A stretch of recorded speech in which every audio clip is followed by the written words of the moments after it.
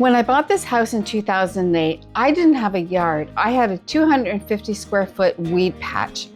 My yard was a total slate, and I was determined to turn it into a garden. I started small, laid some sod to kill the weeds, and dug my very first flower bed. That was the spark. Who knew I had a green thumb?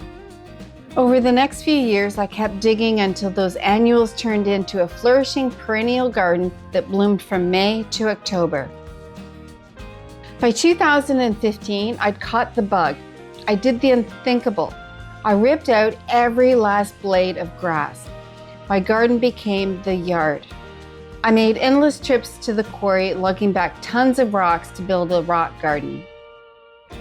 I laid a circular path winding around the flower beds, extended the patio, built obelisks for my vines, and filled the space with new plants, and some special ones shared by my mom. It was the talk of the neighborhood.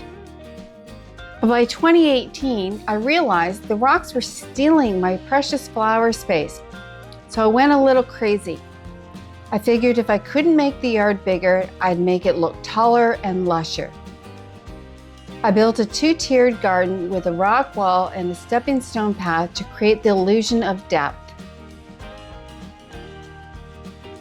Since then, it's been a game of musical plants, moving things a zillion times to find their perfect spot. Last year, I tried winter sowing for the first time and also sowed a lot of seeds indoors. It paid off.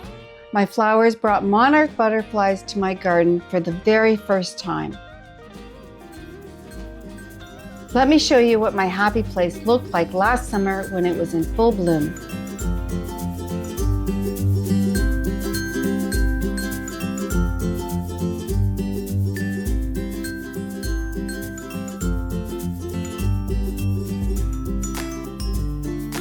In 2008, I never dreamed this tiny patch could look like this.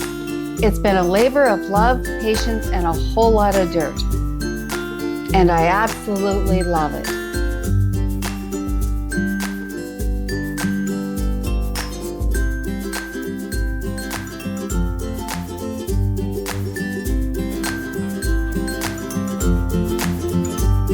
I live in Ontario, Canada, and it is Zone 5B, and this is what the beginning of April looks like.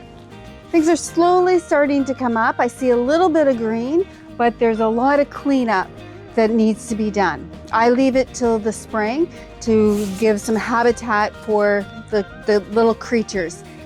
I'll wait another week or so to clean up the garden. My garden is very small, but let me give you a little tour. Starting on the south side, this is the first level of the garden I landscaped back in 2018. Even though the yard is only 250 square feet, the two tiers really help to trick the eye and make the space feel a lot bigger than it actually is. It's a mix of Ontario natives like swamp milkweed, New England aster, and blue vervain, alongside some of my favorite garden classics, black-eyed Susan, obedient, sunflowers, and ribbon grass. You'll notice this little fence along the edge. Well, that was a Quincy fix. My kitten was just a little too curious about the plants last year.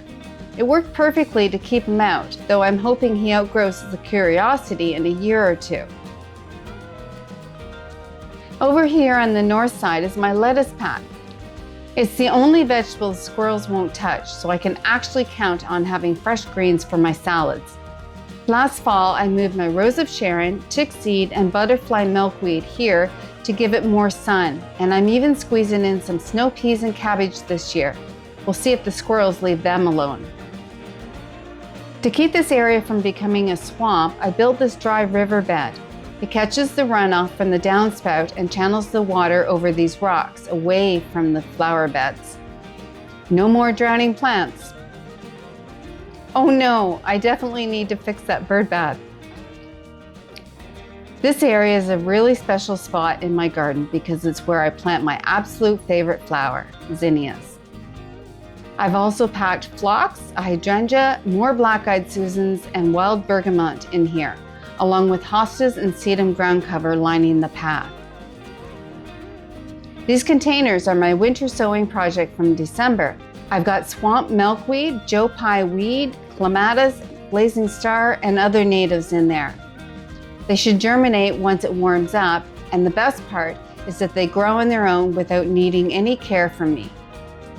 Over in the west corner is where my castor beans take over. They're my second favorite plant, and my record is a massive 11 feet 4 inches. Since every part of them is poisonous, I keep them tucked back here where Quincy cannot reach them.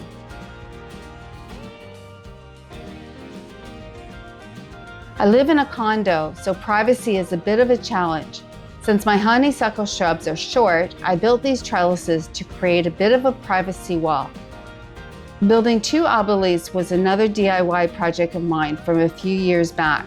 I painted them this bright blue because I love the bold pop of color. Right in front, I have a huge hydrangea bush that really helps to block the view from the path. Under the burlap, I'm protecting my rhododendron and Pyrrhus firebush. The Pyrrhus is a very slow grower, so I'm switching it out for something that grows taller this year.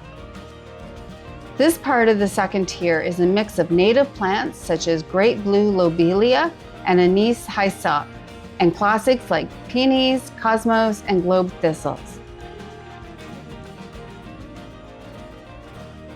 I know, looking at it right now, it's hard to believe this dreary yard is going to become a 2-tiered sea of flowers, but that's the magic of the wait. I'd love to hear from you. What's the one plant you can't wait to see bloom this summer? Let me know in the comments. If you want to see how I transform my happy place from brown to blooms, please hit the thumbs up button and subscribe so you can follow the journey. Next time we're heading inside. I'm going to show you my flower grow up and give you a look at how my seedlings are doing.